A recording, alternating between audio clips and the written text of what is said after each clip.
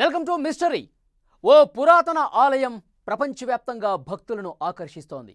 రోజుకు 2 సార్లు అదృశ్యమైపోయే ఆ ఆలయం భక్తుల పాపాలను రూపుమాపుతుందని నమ్మకం. గుజరాత్లోని సముద్ర తీరంలో కొలువైన శివాలయం పేరు స్తంభేశ్వర మహాదేవ్ ఆలయం. స్కంధ పురాణంలో కూడా ప్రస్తావించిన ఈ ఆలయం ఎందుకు అదృశ్యమైపోతుందో ఇప్పటికీ అంతుచిక్కని విషయంగానే ఉంది. అరేబియా సముద్ర తీరంలో అద్భుత ఆలయం, రోజుకి 2 సార్లు అదృశ్యమయ్యే వింతలింగం. గుజరాత్లో కొలువైన స్తంభేశ్వర్ మహాదేవ్ ఆలయం పాపాలను పరిహరిస్తుందని భక్తుల ప్రగాఢ విశ్వాసం. ఏటా వేలాది మంది దర్శించుకునే నిష్కళంక్ ఆలయం. తెలిసి తెలియక చేసే పాపాలను హరించే దేవదేవుడు. అలల ఆటుపోట్లకు తగ్గట్టుగా శివయ్య దర్శనం. రోజులో ఎక్కువసేపు నీటిలోనే నానుతుండే శివలింగం. శివలింగం నీటిలో మునగడానికి అసలు కారణం ఏంటి? సముద్ర నీటి అభిషేకానికి చెక్కు చెదరని మహాశివలింగం. ఇంజనీర్లకు అంతు చిక్కని ఆలయ నిర్మాణ రహస్యం. హిందూ దేవాలయాలు కొండల్లో, పర్వత ప్రాంతాల్లో, గుహల్లో, జలపాతాలు, నదులకు సమీపంలో అందమైన ప్రకృతి మధ్య కొలువై ఉంటాయి. కానీ గుజరాత్లోని ఓ ఆలయం మాత్రం భీకరమైన అలల ప్రవాహం మధ్య, తీరానికి సముద్రం మధ్యలో ఈ ఆలయం ఉంది. అదే నిష్కళంక్ ఆలయం. నిష్కళంక్ అంటే కళంకం లేకుండా చేసేదని. ఇంకా చెప్పాలంటే పాపాలను దూరం చేసేది అని అర్థం. మహాభారత యుద్ధం జరిగిన తరువాత పాండవులు తమ దోషాలను, కళంకాలను ఇక్కడే రూపుమాపుకున్నారని పురాణ కథనం. అందుకే ఇక్కడి శివుణ్ణి నిష్కళంక్ మహాదేవుగా పూజిస్తారు. భారతీయ క్యాలెండర్ ప్రకారం భదర్వ అమావాస్య రాత్రి పాండవులు నిష్కళంక్ మహాదేవును స్థాపించారని చెబుతారు. నిష్కళంక్ మహాదేవ్ ఆలయం గుజరాత్లోని భావ్నగర్కి 23 కిలోమీటర్ల దూరంలో అరేబియా సముద్ర తీరంలో కవికంబోయి గ్రామంలో ఉంది. ఈ ఆలయాన్ని స్తంభేశ్వర్ మహాదేవ్ ఆలయంగా పిలుస్తారు. ఈ తీరం వెంట ఉదయం వచ్చే టూరిస్టులకు ఇక్కడ ఎటువంటి ఆలయం ఉన్నట్లు కనిపించదు. ఎందుకంటే అక్కడ సముద్రం లోపల 3 కిలోమీటర్ల దూరంలో ఆలయం వెలసింది. సముద్రం మధ్యలో ఆలయం ఉందనడానికి సూచికగా ఆలయ ధ్వజస్తంభంపై ఉండే జెండా మాత్రమే రెపరెపలాడుతూ కనిపిస్తుంది. ఈ ఆలయంలోని శివుడిని ఎప్పుడు పడితే అప్పుడు దర్శించుకునే వీలుండదు. దానికంటూ ఓ ప్రత్యేకమైన సమయం ఉంటుంది. ఉదయం 11 గంటలకు ముందు ఆ గుడి సముద్రంలోనే మునిగి ఉంటుంది. అప్పుడు గుడి ఆనవాళ్లు కూడా కనబడవు. 11 గంటల నుంచి నిదానంగా అలలు వెనక్కి వెళ్లిపోవడంతో గుడి బయటికి కనబడుతుంది. దీంతో భక్తులు ఆలయానికి చేరుకునేందుకు మార్గం సుగమం అవుతుంది.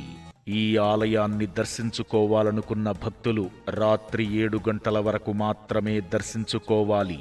ఆ సమయం దాటిన తరువాత సముద్రం మళ్లీ ముందుకు రావడం ప్రారంభిస్తుంది. అర్ధరాత్రి దాటే సమయానికి ఆలయం పూర్తిగా సముద్ర గర్భంలో మునిగిపోతుంది. ఉదయం 10 గంటలకే భక్తులు సముద్ర తీరానికి వస్తారు. రాను రాను అలల ఉద్ధృతి తగ్గగానే మెల్లమెల్లగా జెండాతో ఓ స్తూపము, శివలింగం దర్శనమిస్తాయి. అప్పుడు భక్తులు వెళ్లి ఆ లింగానికి పూజలు చేస్తారు. అమావాస్య, పౌర్ణమి రోజుల్లో, మహాశివరాత్రి రోజుల్లో ప్రత్యేక పూజలు నిర్వహిస్తారు భక్తులు. మరణించిన తమ పెద్దల అస్థికలను అక్కడ సముద్రంలో కలిపితే వారి ఆత్మ శాంతిస్తుందని భక్తుల విశ్వాసం. అందుకే పితృకర్మలు నిర్వహించాలనుకునేవారు పెద్ద ఎత్తున ఈ ఆలయానికి వస్తుంటారు. ఎంతో ప్రఖ్యాతిగాంచిన ఈ ఆలయంలో ప్రతి ఏటా మహాశివరాత్రి పర్వదినం రోజున అత్యంత వైభవంగా ఉత్సవాలను నిర్వహిస్తారు. ప్రతిరోజు సముద్రుడు మధ్యాహ్నం 1 గంట సమయానికి వెనక్కి వెళ్లిపోతాడు. దీంతో అక్కడి భక్తులు శివుణ్ణి చూడడానికి వెళుతుంటారు. అంతేకాదు, భక్తులకు పూలు, పండ్లు, పూజా సామాగ్రి అమ్మే వర్తకులు కూడా సముద్రం లోపలికి వెళ్లగానే తమ సామాగ్రిని తోపుడు బండ్లపై వేసుకుని సముద్రంలో నడుచుకుంటూ ఆలయానికి చేరుకుంటారు. అయితే ఇప్పటి వరకు సముద్ర గర్భంలో ఈ ఆలయం ఎలా నిర్మించారనే విషయం నేటి తరం ఇంజనీర్లకు సాంకేతిక నిపుణులకు అంతుచిక్కని పెద్ద ప్రశ్నగా మిగిలింది. ఈ ఆలయాన్ని వీక్షించిన వారు ప్రాచీన భారతీయుల పనితనాన్ని, నైపుణ్యాన్ని మాత్రం గొప్పగా చెప్పుకుంటారు. స్తంభేశ్వర ఆలయంలోని శివలింగం ప్రాచీనమైనదే అయినా దీని చుట్టూ ఉన్న ఆలయాన్ని మాత్రం ఓ 150 ఏళ్ల క్రితమే నిర్మించారు. చాలా సాదాసీదాగా కనిపించే ఈ ఆలయం అద్భుత నిర్మాణమేమీ కాదు. కానీ ఈ ఆలయం వెనుక ఉన్న స్థల పురాణం వల్లనే వేలాదిగా భక్తులు ఇక్కడికి చేరుకుంటూ ఉంటారు. సముద్రపు అలలకు అనుగుణంగా ఈ ఆలయం కనిపించడం మరో విశేషం. అలలు తక్కువగా ఉన్నప్పుడు ఒక్కొక్క అంగుళమే ఈ ఆలయం బయటపడుతూ చివరికి భక్తులు అందులోకి వెళ్లే అవకాశం లభిస్తుంది. మళ్ళీ అదే క్రమంలో నిదానంగా సముద్రంలోకి మునిగిపోతుంది.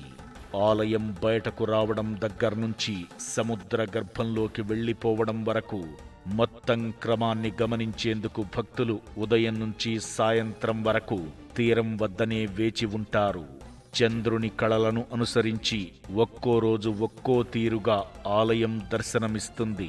సముద్రం మంచి పోటు మీద ఉండే అమావాస్య, పౌర్ణమి రోజుల్లో శివుని దర్శనం కోసం కాస్త ఎక్కువసేపు వేచి ఉండాల్సి వస్తుంది. స్తంభేశ్వర ఆలయాన్ని కావాలనే ఇలా నిర్మించారా, లేకపోతే కాలక్రమేణా ఈ తీరుగా మారిందా అనేది చెప్పడం కష్టం. ఏమైనా శివుడు అభిషేక ప్రియుడు కాబట్టి నిత్యం ఆ సముద్రుడే ఆయన్ను అభిషేకించి తరిస్తున్నాడని భావించవచ్చు. ఈ ఆలయం సమీపంలోనే మహీనది అరేబియా సముద్రంలో కలవడం మరో విశేషం.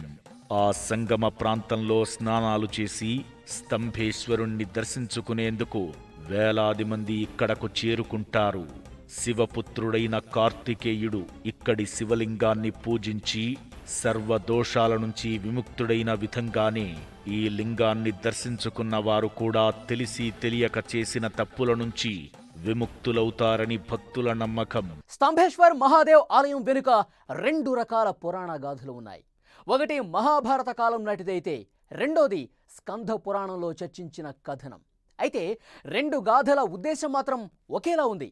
పాప కర్మల నుంచి రక్షించమని వేడుకుంటూనే స్తంభేశ్వర ఆలయాన్ని నిర్మించినట్టుగా ఆ కథల సారాంశం చెప్తోంది. ఇంతకీ ఏంటా పురాణ గాథలు? ఈ ఆలయానికి మహాభారతానికి ఉన్న సంబంధం ఏంటి? మహాభారత కాలం చివర్లో నిర్మించిన ఆలయం. స్కంద పురాణంలో స్తంభేశ్వరాలయం ప్రస్తావన. కళంకాలను తొలగించే మహిమాన్విత ఆలయం. పాపాలను అంటకుండా చేసే అభిషేక ప్రియుడు. కురుక్షేత్రం తరువాత పాండవులు ఈ ప్రాంతానికి ఎందుకొచ్చారు? పురాణ గాథలు చెబుతున్న ఆలయ సారాంశం ఏంటి? కురుక్షేత్రం తరువాత పాండవులు ఈ ఆలయం నిర్మించారా? పాప పరిహారం కోసమే స్తంభేశ్వరాలయం నిర్మించారా? స్తంభేశ్వర ఆలయానికి మహాభారత కురుక్షేత్ర యుద్ధం తరువాతి కాలానికి మధ్య సంబంధాన్ని వివరిస్తుంది ఈ శివాలయం. పాండవులు ఎలా పాప విముక్తులు అయ్యారో స్తంభేశ్వర ఆలయం చెబుతుంది. మహాభారత కురుక్షేత్ర యుద్ధంలో పాండవులు గెలిచినా వారికి దాయాదులను చంపిన పాపం చుట్టుకుంటుంది. సొంత అన్నదమ్ములను చంపామనే బాధలో పాండవులు కురుక్షేత్ర యుద్ధం తరువాత కుంగిపోతారు. దాంతో ఆ పాపం నుంచి విముక్తి పొందడానికి శ్రీకృష్ణుడిని శరణు కోరగా శ్రీకృష్ణుడు ఒక నల్లని ఆవుకు నల్లని జెండా కట్టి అది ఎంత దూరం వెళితే అంత దూరం వెళ్ళమని, ఎప్పుడైతే ఆ ఆవు ఆ జెండా 2 తెల్లగా మారతాయో అప్పుడు ఆ పాపం నుంచి ముక్తి లభిస్తుందని చెబుతాడు. శ్రీకృష్ణుడి సలహా ప్రకారం పాప పరిహారం కోసం పాండవులు నల్ల ఆవుకు నల్ల జెండా కట్టి దాని వెంట ప్రయాణిస్తారు. అలా కురుక్షేత్ర ప్రాంతం నుంచి కొన్ని నెలల పాటు నడిచిన ఆవు చివరకు అరేబియా సముద్ర తీరంలోని కవికంబోయి గ్రామానికి చేరాక అక్కడ ఆ స్థలానికి ఉన్న మహిమ కారణంగా ఆవు జెండా 2 తెల్లగా మారిపోతాయి.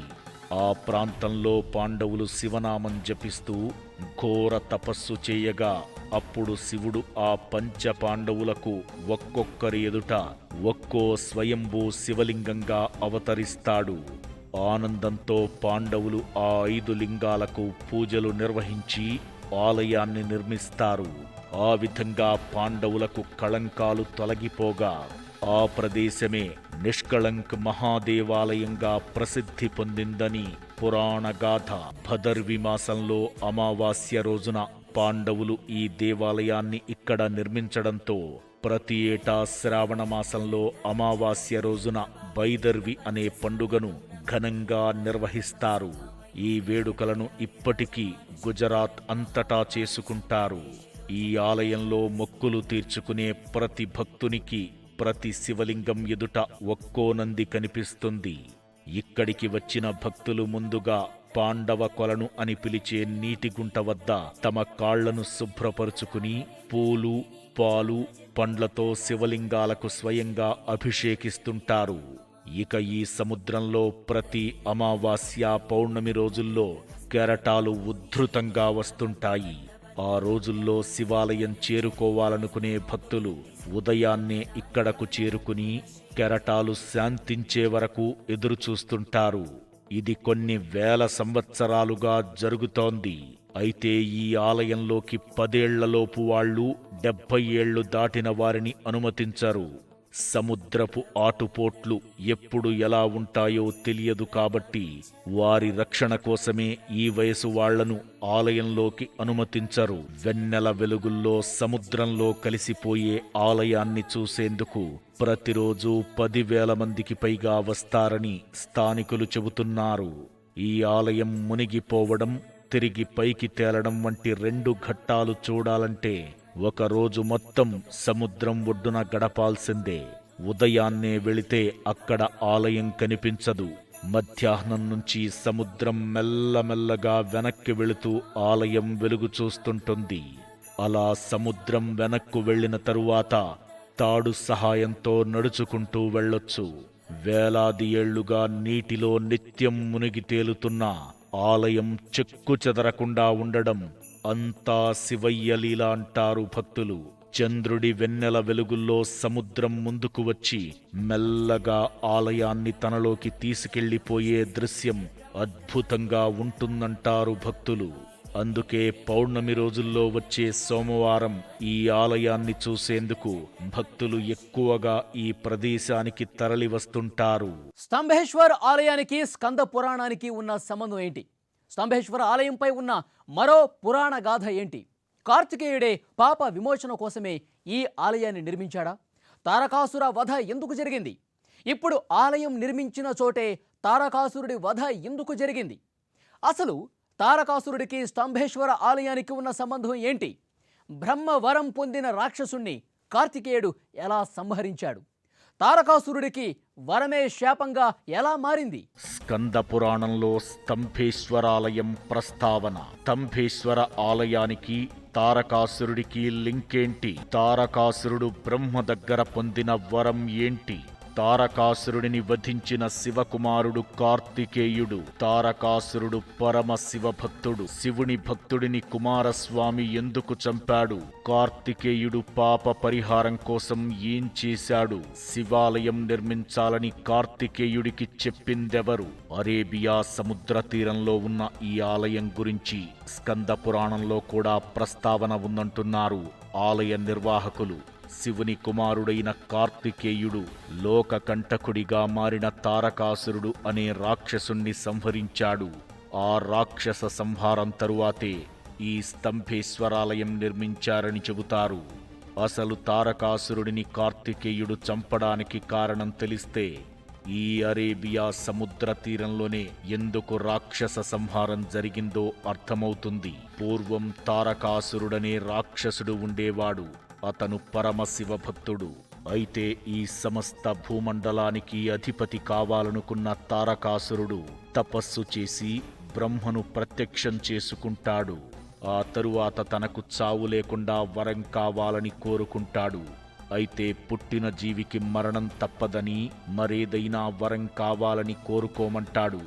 అయితే తనకు అంత తేలికగా మరణం సంభవించవద్దని, భూమి మీద నీటిపైన చావు ఉండొద్దని, శివుని సంతానం వల్లే తనకు మరణం సంభవించాలని కోరుకుంటాడు.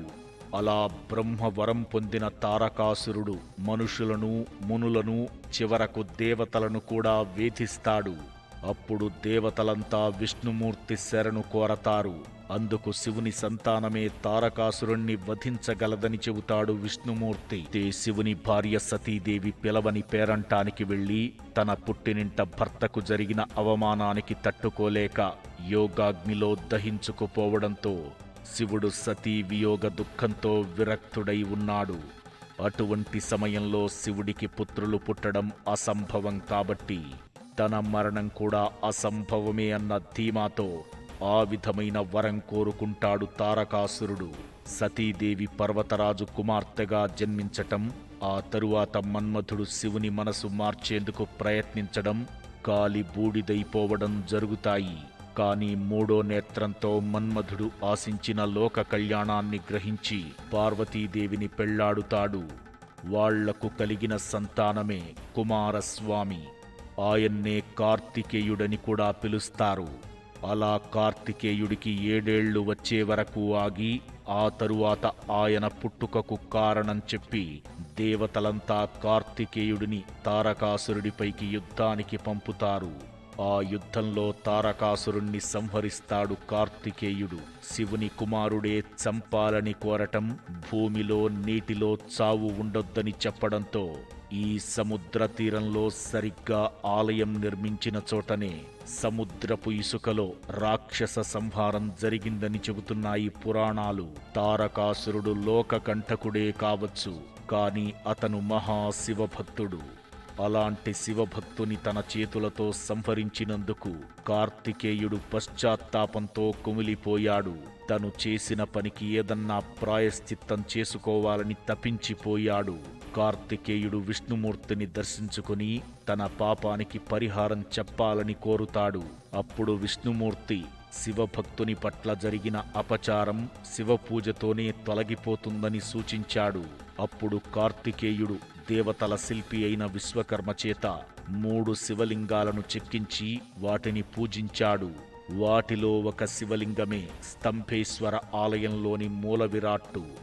అలా శివలింగాన్ని నెలకొల్పి తనపై ఉన్న పాపాలను తొలగించుకున్నాడు కార్తికేయుడు. అందుకే ఈ ఆలయాన్ని నిష్కళంక్ ఆలయంగా పిలుస్తారు. ఏటా వేలాది మంది భక్తులు ఈ శివాలయాన్ని దర్శించుకుని తమ పాపాలను పరిహరించమని ఆ నీలకంఠుణ్ణి వేడుకుంటారు. అయితే ప్రతిరోజు ఆలయం సముద్రంలో మునిగిపోవడం, తిరిగి పైకి తేలడానికి కూడా పాప పరిహారం కోసమే అంటారు భక్తులు. తెలిసో తెలియకో రకరకాలుగా పాపాలు చేసే భక్తులు ఈ స్తంభేశ్వర ఆలయానికి వస్తారు. వారు పాప పరిహారం చెయ్యమని దేవుణ్ణి కోరుకుంటారు. అయితే అందుకోసం రకరకాల పండ్లు, పూలతో పూజలు చేస్తారు. వాటిని స్వీకరించే దేవుడు వారి పాపాలను తనలోకి తీసుకుంటాడు. అలా తీసుకున్న పాపాలను శుద్ధి చేసుకునేందుకే సముద్రుడితో జలాభిషేకం చేయించుకుంటాడని, అందుకే రోజులో ఎక్కువ గంటలు స్తంభేశ్వర ఆలయం మునిగిపోయే ఉంటుందని, ఆ సమయంలో శివయ్యకు అంటిన మలినాలు, పాపాలకు శుద్ధి జరుగుతుందని భక్తుల నమ్మకం. అందుకే వేల ఏళ్లుగా స్తంభేశ్వర ఆలయం సముద్రంలో మునుగుతూ తేలుతూ ఉన్నా చెక్కు చెదరడం లేదు. కానీ ఇలా ఎందుకు జరుగుతుంది అనేందుకు మాత్రం శాస్త్రీయమైన ఆధారాలు మాత్రం లేవనే చెప్పాలి. ఇదంతా దేవుడి మహిమేనని చెబుతారు భక్తులు. కానీ ఆలయం రోజుకు 2 సార్లు మునిగిపోవడం ఎందుకో తెలియకపోవడమే ఏటా వేల మంది భక్తులు స్తంభేశ్వర ఆలయాన్ని సందర్శించేలా చేస్తోంది. ఇది ఇవాల్టి మిస్టరీ. మరొక ఇంట్రెస్టింగ్ టాపిక్తో మళ్ళీ కలుద్దాం. Keep watching 10 TV.